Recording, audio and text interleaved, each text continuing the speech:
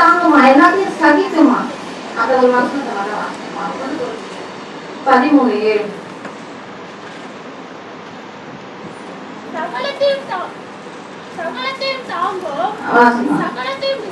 எதையுமே யோசிக்கிற. இப்ப கல்யாணம் பண்ணி வைக்க முடியாது. அன்னைக்கு அவங்க 2 பேருடைய நிலைமையை பார்த்தா அவள் திருமணத்தை குறித்து ரூத்தாலாம் யோசிக்கவே முடியாது. ஏன்னா அவங்களுக்கு ஒரு வீடு வேணும், சாப்பிட ஆகாரம் எதுவுமே இல்லை. அப்படி இருக்க கூட நீ எங்க போறீங்க, நாங்க வரேன், எதுவும் இல்லைனாலும் எனக்கு பரவாயில்ல. அப்படிப்பட்ட இல்லாத சூழ்நிலைகளும் நேசிக்கிறது தான் அன்பு. அல்லேலூயா. நம்ம ஒரு சின்ன குட்டி கதையை சொல்லி நான் உங்களுக்கு சீக்கிரமா கடந்து போறேன். அன்பை குறித்து பார்க்கணும்னா, ஒரு கொரியா தேசத்துல கடுமையான யுத்தம் வந்தான். அந்த யுத்தத்துல அநேகர் மறைச்சு போயிட்டாங்க. அப்போ ஒரு தாய், கர்ப்பிணி தாய் என்ன பண்ணாங்கன்னா, எல்லாம் அவங்க கணவெல்லாம் மதிச்சு குண்டுல எல்லாம் பண்ண அந்த குழந்தை எப்படியாவது காப்பாற்றணும்னு அவங்க ஓடி வந்திருக்கிறாங்க. ஓடி வந்து ஒரு குகைக்குள்ள போய் போனா பிரசவ வலி அந்த தாய்க்கு வந்துட்டு இருக்கு.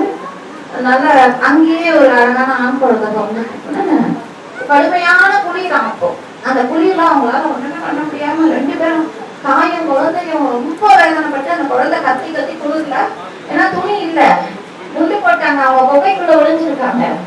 உடனே தாய் என்ன பண்ணானா, தன் சரீரத்துல சுத்தி இந்த துணியெல்லாம் கலட்டி அந்த குழந்தைய நல்லா சுத்தி வச்சுட்டு அந்த கடும் குளிர்ல தன் ஜீவனை வச்சுட்டாங்க. அல்லேலூயா. அதுதான் அன்பு. அல்லேலூயா. அந்த சைடா அவங்க மிஷினரிங்கெல்லாம் பார்த்து அந்த குழந்தைய எடுத்துட்டு போய் வளர்த்துருவாங்க. அப்போ பொழுது இதுதான் வந்து நாங்க உன்னை பார்த்த இடம்பா, உங்க அம்மா வந்து தன் உடம்புல ஒரு துணி இல்லாம குளிர்னால அவங்க சரீரத்துல இருந்த துணியெல்லாம் கலட்டி உனக்கு சுத்தி வச்சுட்டு அவங்க மறைச்சு போயிட்டாங்கப்பா அப்படின்னா, அந்த பையன் தான் போட்டு போனாலும் பரவாயில்லன்னு சொல்லிட்டு நாளைய தந்த பிள்ளையை காப்பாங்க. ஆண்டவராக இயேசு கிறிஸ்து கூட நமக்காக ஜீவனை கொடுத்து அவர் வஸ்திரங்கள் பிக்கப்பட்டது, ஏலவிடப்பட்டது, ரத்தம் செஞ்சு ஜீவனை கொடுத்து அந்த அன்பினாலதான் நம்மளை மீட்டெடுத்தார். அல்லேலூயா. அன்பு ஒண்ணுதான் வாழ்க்கையை மாத்துங்க. அல்லேலூயா. நம்ம இருக்கிற கொஞ்ச நாள் பாத்தீங்கன்னா, கடந்த சில வருஷங்களுக்கு முன்னாடி கொரோனா வந்து அநேகரை வாழ்க்கை கொண்டு போயிட்டு, அநேகர் மறைச்சிட்டாங்க, அநேகர் தாய்கள் இருந்துட்டாங்க, அநேகர் தகப்பனை வச்சுட்டாங்க, சின்ன சின்ன பிள்ளைங்க, சுனாமி வந்தது, நிறைய பேரு நிறைய மருத்துவமனையில எவ்வளவு பேரு. அதெல்லாம் பார்க்கும்போது இன்றைக்கு இந்த வாழ்ந்த கொஞ்ச காலத்துல நம்ம குடும்பங்கள்ல நமக்கு விட்டு கொடுத்தல் மிக மிக முக்கியம். அல்லேலூயா.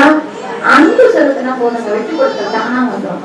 நம்ம நேசிக்கிறவங்க மேல நம்ம அளவு கடந்து அன்பு வச்சோமேங்களா, நம்ம அறியாம எல்லா காரியத்தையும் அவங்களுக்காக விட்டு கொடுத்துருவோம். அவங்க நல்லா போதும். அவன் விட்டு கொடுக்க கொடுக்க கொடுக்க